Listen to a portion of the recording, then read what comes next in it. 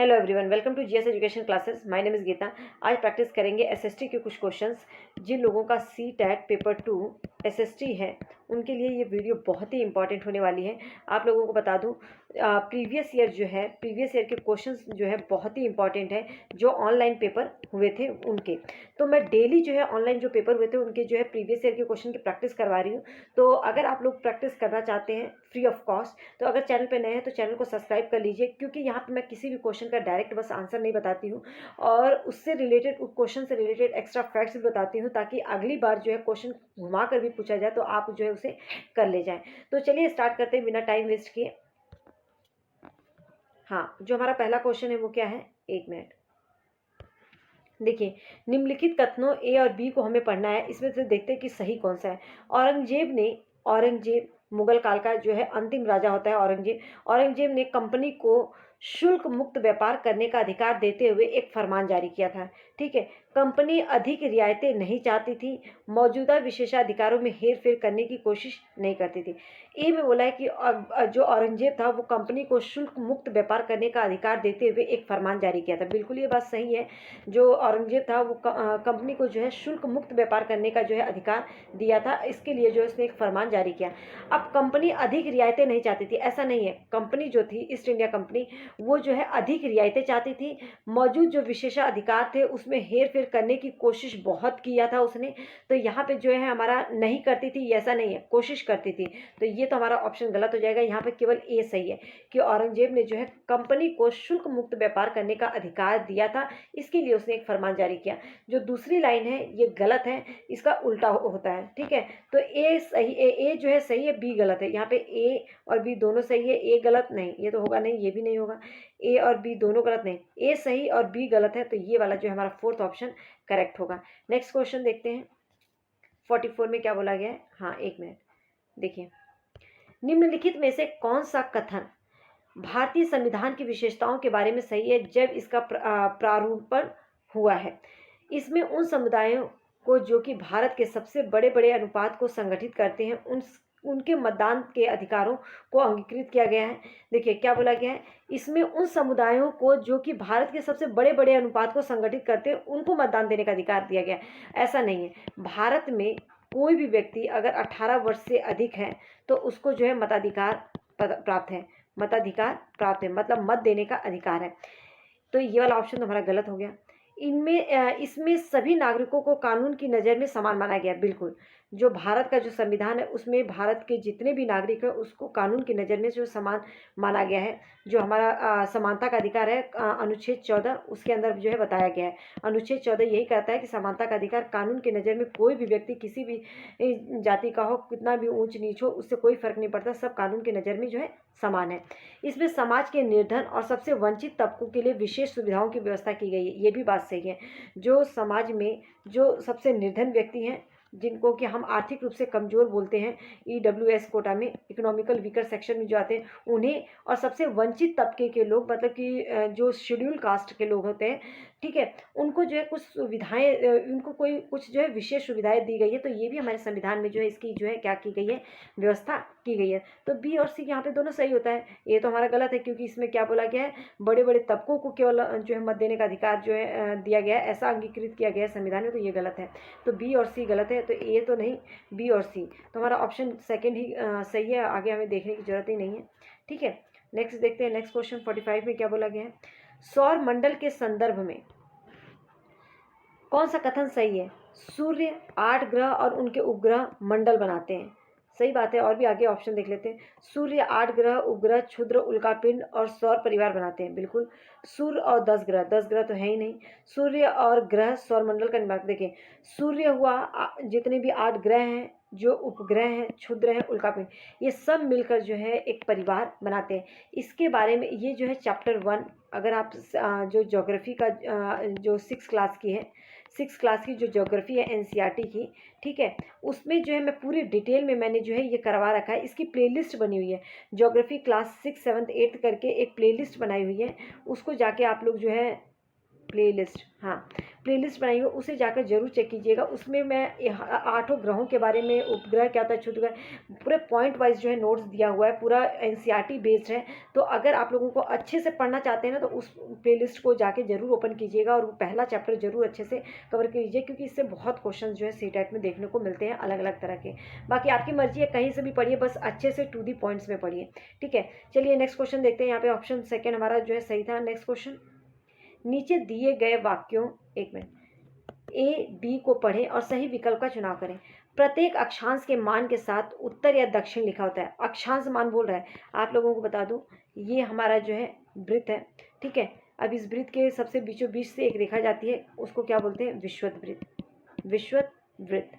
ठीक है, जिसका मान जो होता है 0 डिग्री अक्षांश होता है। ठीक है, अब इसके बाद जो है यहाँ पर एक रेखा आती है, यहाँ पर इसके ऊपरी जो है 23.5 रेखा जो होती है वो कर्क हो जाती है। इसके नीचे जो है 23.5 जो होती है वो हमारी क्या होती है, मकर रेखा हो जाती है। ठीक है, इस तरीके से अलग अलग जो है इसका मान जो है बताया गया है। तो इससे भी क्वेश्चंस आते हैं। ठीक है, इसको भी मैंने पूरा एक्सप्लेन किया हुआ है उसी प्लेलिस्ट में, ये सेकंड चैप्टर में है, इसको भी पूरा एक्सप्लेन किया हुआ है। तो यहाँ पे मैं नहीं बताऊंगी, यहाँ पे मैं बता रही हूँ कि आपको अगर डिटेल में पढ़ना है तो वो प्लेलिस्ट जाकर ओपन कीजिए। एनसीईआरटी की जो है मैंने पूरा एकदम टू दी पॉइंट्स में उस चैप्टर को पढ़ा रखा है। तो यहाँ पे जो है हमें क्या बताना है कि प्रत्येक अक्षांश के साथ जो है उत्तर और दक्षिण लिखा होता है, बिल्कुल सॉरी, जैसे 23.5 डिग्री जो है मकर रेखा है तो इसके साथ जो है दक्षिण लिखा होगा, 23.5 डिग्री कर्क रेखा है इसके साथ उत्तर, क्योंकि ये उत्तर दिशा में। तो ये तो मतलब पॉइंट हमारा सही है। प्रत्येक कथन के देशांतर के साथ उत्तर या दक्षिण नहीं लिखा होता है, तो ये देखो गलत है, उत्तर या दक्षिण नहीं लिखा होता है। उसके अंदर जो होता है, इधर जो है हमारा कौन सा होता है, इधर पूर्व लिखा होता है और इधर जो है पश्चिम लिखा होता है। ठीक है, तो जो देशांतर रेखा है, देशांतर रेखा हमारा जो है दोनों वृत्तों को मिलाती है। तो यहाँ पर जो है वृत्तों को नहीं, ध्रुवों को, दोनों ध्रुवों को मिलाती है, उत्तरी ध्रुव और दक्षिण ध्रुव को मिलाती है। तो यहाँ पे जो है उसके साथ जो है उत्तर दक्षिण नहीं लिखा होता है, क्या लिखा होता है, पश्चिम या पूर्व लिखा होता है। तो ये ऑप्शन मेरा गलत, यहाँ पे सिर्फ ए ऑप्शन सही है, तो केवल ए सही है बिल्कुल। यहाँ पे ऑप्शन जो हमारा ए करेक्ट होगा, बाकी के ऑप्शन हमें देखने की जरूरत ही नहीं है। ठीक है, नेक्स्ट क्वेश्चन देखते हैं। जो टॉपिक मैंने करवा रखा है उसके बारे में मैं नहीं एक्स्ट्रा बताऊंगी, क्योंकि हमें और भी बहुत सारे क्वेश्चन करने हैं। ठीक है, नेक्स्ट क्वेश्चन देखते हैं। कथन पढ़कर सही विकल्प का चुनाव करें। कथन में क्या बोल रहा है, उष्णकटिबंधीय सर्वाधिक जो है गर्मी वाला जो क्षेत्र है, गर्मी पाता है और वर्ष भर वहाँ वो जो है क्या गर्म रहता है। उष्णकटिबंधीय जो क्षेत्र होता है, पहले ये जान लीजिए, ये हमारा विषुवत रेखा जो 0 डिग्री रेखा पर आता है, विषुवत। और यहाँ पे जो है कर्क रेखा आती है। ठीक है, कर्क रेखा ये अक्षांश है, 23.5 डिग्री उत्तरी अक्षांश रेखा। और यहाँ पे जो है मकर रेखा आती है, 23.5 डिग्री मकर रेखा होती है। ये क्या होता है, दक्षिणी अक्षांश। इसके बीच वाला जो क्षेत्र होता है, याद रखना, कर्क रेखा और मकर रेखा के बीच का जो क्षेत्र होता है वो उष्णकटिबंधीय क्षेत्र होता है। ये आप लोगों को पता होना चाहिए, कई बार क्वेश्चन ये भी पूछ दिया है, कटिबंधीय क्षेत्र। ठीक है, उष्णकटिबंधीय क्षेत्र। तो यहाँ पे जो है बहुत सबसे अधिक गर्मी होती है और वर्ष में एक बार ऐसा होता है कि सूरज जो है ठीक हमारी सर के ऊपर होता है। तो ये सही है। कर्क रेखा और मकर रेखा के बीच सभी अक्षांश रेखाओं पर वर्ष में कम से कम एक बार जो है दिन के मध्य में सूर्य सिर के ऊपर होता है। तो बिल्कुल सही बात है। ठीक है, और इन दोनों के बीच जो है कर्क और मकर रेखा के बीच वाले जो क्षेत्र को होता है उष्णकटिबंधीय क्षेत्र बोलते हैं। तो ए भी सही है, बी भी सही है। अब यहाँ पर ए और आर सत्य है, आर ए की सही व्याख्या करता है। ए और आर दोनों सही है, आर ए की सही व्याख्या नहीं कर। देखिए, ए और आर दोनों सही है और यहाँ पे जो है इसकी व्याख्या भी सही है। ऑप्शन 1 जो है हमारा करेक्ट होगा। ठीक है, दोनों सही है। नेक्स्ट देखते हैं 48 में क्या बोला गया है। कथन पढ़कर दिए गए विकल्पों में से सही विकल्प का चुनाव करना है। कथन में क्या है, विषुवत रेखा ग्लोब पर एक महत्वपूर्ण बिंदु है। बता ही दिया किसे बोलते हैं विषुवत रेखा, ये ग्लोब है, ये है हमारा विषुवत रेखा, जो कि कितना होता है 0 डिग्री ये अक्षांश होता है विषुवत रेखा, जिसे हम भूमध्य रेखा भी बोलते हैं। ठीक है, इक्वेटर। विषुवत रेखा पृथ्वी को 2 बराबर भागों में बांटती है, बिल्कुल उत्तर और दक्षिणी, उत्तरी गोलार्ध और दक्षिणी गोलार्ध में बांटती है, क्योंकि यहाँ पे जो है उत्तरी ध्रुव होता है, उत्तरी ध्रुव, और ये जो है दक्षिणी ध्रुव। ठीक है, तो ये जो विषुवत रेखा 2 भागों में बांटती है, उत्तरी गोलार्ध और दक्षिणी गोलार्ध। तो ये दोनों ही हमारा जो करेक्ट है। अब आगे देखते हैं। दोनों ए और आर दोनों सत्य है, आर ए की सही व्याख्या करता है, बिल्कुल सही बात है। तो अगला हमें देखने के ऑप्शन जो है, तो देखते हैं दोनों ए और सत्य है परंतु आर ए की सही व्याख्या नहीं करता। नहीं, ए और आर दोनों सत्य है, आर ए की सही व्याख्या करता है। यहाँ पे हमारा ऑप्शन 1 जो है करेक्ट होगा, कुछ भी आगे देखने की जरूरत नहीं है, जो सही है वो सही है। 49 का देखते हैं। अगर भूकंप, हाँ देखिए, अगर भूकंप आता है तो पृथ्वी की सतह पर कंपन होता है, बिल्कुल। भूकंपीय तरंगे दूर सभी दिशाओं में जाती हैं। निम्न विकल्पों में से कौन से विकल्प भूकंप को समझने में सहायता करते हैं?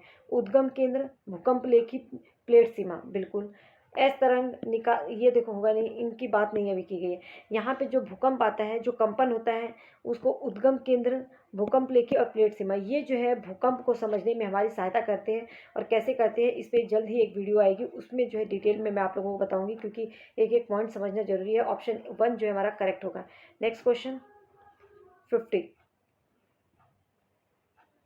निम्नलिखित कथन पढ़ें, सही विकल्प का चुनाव करें। सजीव और उनके चारों ओर वातावरण परस्पर संबंध पारिस्थितिक तंत्र का निर्माण करते हैं, बिल्कुल सही बात।